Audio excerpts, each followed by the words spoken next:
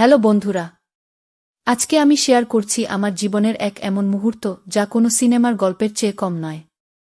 সেদিন সকাল থেকেই আকাশ ছিল ভীষণ মেঘলা।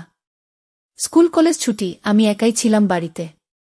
মা গেছেন পিসির বাড়ি আর বাবা কাজে। হঠাৎ বিকেলের দিকে মেঘ কালো করে এলো। তারপর শুরু হলো সেই কাঙ্ক্ষিত বৃষ্টি। আর ঠিক তখনই দরজার বেল বাজল। আমি একটু অবাক হয়েই দরজা খুললাম, দেখি পাশের বাড়ির সৌরভদা ভিজে একাই। ভেতরে আসব। ওর কণ্ঠটা ছিল একটু কাঁপা কাঁপা। আমি কিছু বলার আগেই সে জুতো খুলে ভেতরে ঢুকে পড়ল। এরপর যা হলো সেটা আমি আজও ভুলতে পারিনি। আমি ওকে বসতে বললাম। ঘরের মধ্যে বৃষ্টি ভেজা শরীরটা একটু অস্বস্তিকর দেখাচ্ছিল। তোর তো ঠান্ডা লেগে যাবে বলেই আমি টাওয়েল নিয়ে এলাম। সৌরভদা চুপচাপ বসেছিল। আমি নিজেই ওর কাঁধে টাওয়েলটা চাপিয়ে দিলাম। টাওয়েলটা ধরতেই ওর আঙুল আমার আঙুল ছুঁয়ে গেল। এক সেকেন্ড, শুধু এক সেকেন্ড, কিন্তু সেই ছোঁয়া যেন সারা শরীরে কেঁপে উঠল। চা বানিয়ে দিই, আমি ভেঙে দিলাম নিস্তব্ধতা। হ্যাঁ প্লিজ গু। ওর গলায় কেমন একটা নরম অনুরোধ ছিল। আমি রান্নাঘরে গিয়ে 2 কাপ চা বানাতে লাগলাম, আর মনে মনে ভাবছিলাম, এই ছেলেটা তো ছোটবেলা থেকেই চেনে আমাকে, তাও আজকে কেন যেন সবকিছু নতুন লাগছে। ফিরে এসে দেখি ও ছাদে তাকিয়ে বৃষ্টি দেখছে। গায়ে আমার দেওয়া টাওয়েল, হাতে আমার বানানো চা। আমি পাশে বসলাম, আর একটা মুহূর্ত চুপচাপ, যেন দুটো হৃদয় একসাথে শুধু শব্দ ছাড়া কথা বলছে। সেদিনের বিকেলটা যেভাবে কাটল তাতে আমার মনটা অদ্ভুত রকমের শান্ত, অথচ ঘূর্ণির মতো কেমন যেন আলোড়িত। বিকেল গড়িয়ে সন্ধ্যা নামল।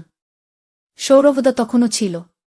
মা বাবা ফিরতে দেরি হবে শুনে ওকে ডেকে রাখলাম রাতের খাওয়ার জন্য। রাতেও থাকো না? আবার বৃষ্টি শুরু হয়েছে গি? ও মৃদু হেসে বলল, থাকলে কি তুই বিরক্ত হবি? আমি কিছু বললাম না। চুপচাপ এক গ্লাস জল এগিয়ে দিলাম। রাতের খাওয়া শেষ করে ছাদে গিয়ে দাঁড়ালাম দুজনে। সামনে ভেজা আকাশ, মাথার উপর তারা নেই। শুধু একটা শান্ত অন্ধকার। সৌরভদা আমার দিকে তাকিয়ে বলল, আজ তোর চোখ দুটো কেমন অচেনা লাগছে কু। আমি হেসে বললাম, তুমি বৃষ্টি দেখো, আমি তো রোজ এমনই। কি একটা নিঃশব্দ মুহূর্ত আমাদের মাঝে, যেন কিছু ছিল। বলা হয়নি, তবু বোঝা যাচ্ছিল। ওর হাতটা আমার হাতের কাছে এলো, ছোঁয়নি, কিন্তু খুব কাছাকাছি। আমি চোখ নামিয়ে নিলাম। এই অনুভবটাকে কোনো নাম দেওয়া যায় না। রাত বাড়ে আমরা নিচে নেমে এলাম। ওর থাকার জন্য গেস্ট রুম রেডি করলাম।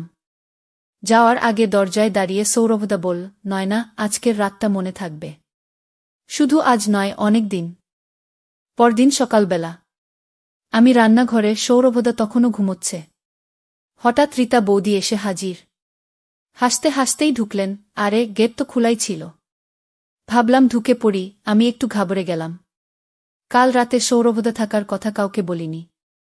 বৌদি ফিসফিস করে জিজ্ঞাসা করলেন, নয়না, কার জুতোটা দেখলাম দরজার কাছে?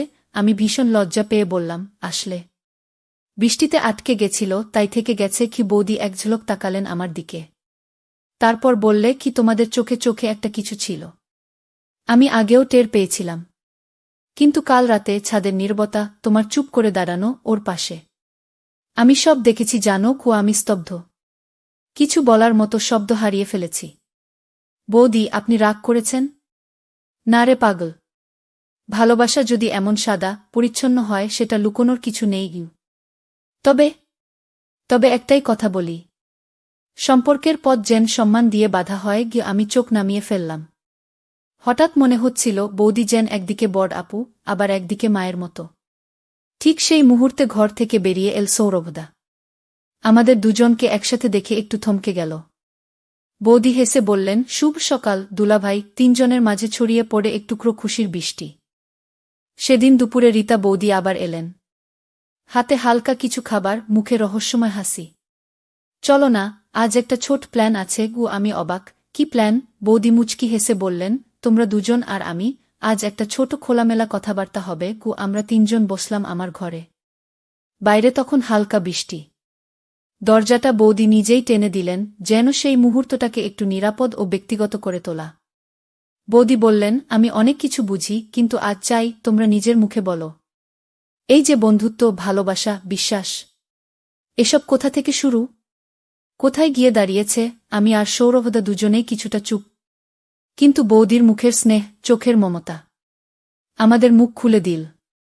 আমি প্রথম বললাম, আসলে বৌদি, ওর সঙ্গে সময় কাটাতে কাটাতে আমার মনে হয়েছিল আমি ভালোবাসা বলতে যা বুঝি সেটা এখানেই আছে। সৌরভদা ধীরে ধীরে বলল, আর আমি আগে কখনো এভাবে ভাবিনি, কিন্তু নয়নাকে ছাড়া এখন কিছু কল্পনাই করতে পারি না। ঘরের ভেতর এক নীরবতা।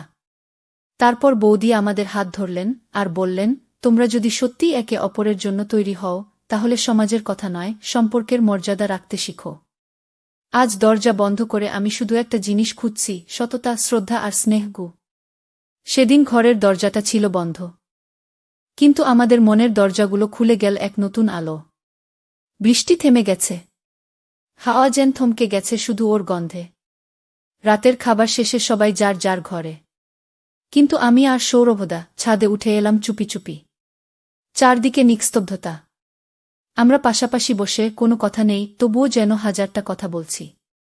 আমি ফিসফিস করে বললাম, তুমি থাকলে আমার ভয় লাগে না। সৌরভদা হাসল, চোখে এক আশ্চর্য কোমলতা।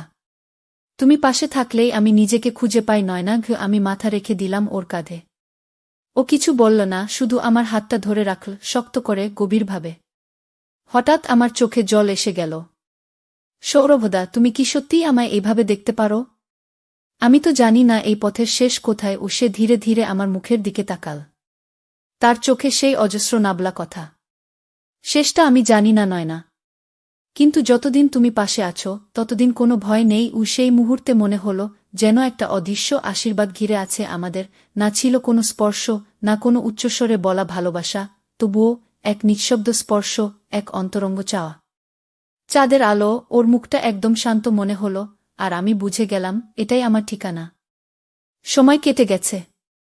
আমাদের সেই ছাদে বসা, কাঁধে মাথা রাখা, চোখের ভাষায় বলা কথাগুলো, সবকিছু আজও আমার মনে গেঁথে আছে। সেদিন সকালে রীতা বৌদি এসে বললেন, আজ আমি এক কাজ করেছি। সৌরভকে ওর বাড়ি না পাঠিয়ে আমাদের সঙ্গে থেকেই যেতে বলেছি। আমি অবাক। কিন্তু বৌদি, সবাই কি বলবে? বৌদি মুচকি হেসে বললেন, কে কি বলবে সেটা নয়, তুমি কি চাও সেটাই আজ সবচেয়ে গুরুত্বপূর্ণ। সেদিন বিকেলে সৌরভদা এল এক গুচ্ছ গাঁদা ফুল হাতে।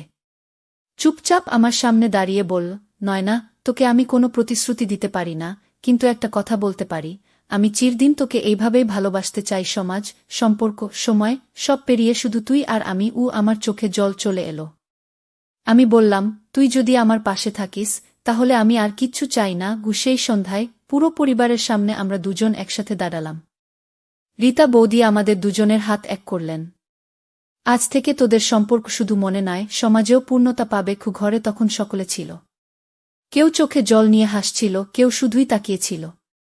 আর আমি শুধু অনুভব করছিলাম, আমার জীবনের সবথেকে সঠিক সিদ্ধান্ত এটাই। আমি তাকেই বেছে নিয়েছি, আমার সৌরভদা, আমার প্রথম ভালোবাসা। তো বন্ধুরা, ভিডিওটি ভালো লাগলে কমেন্টে জানাবেন। এই রকম ভালোবাসার গল্প শুনতে চাইলে চ্যানেলটা সাবস্ক্রাইব করুন এবং পাশে থাকুন আর আপনার বেল আইকনটা বাজিয়ে রাখুন, যাতে নতুন ভিডিও আপলোড করা মাত্র আপনারা দেখতে পারেন।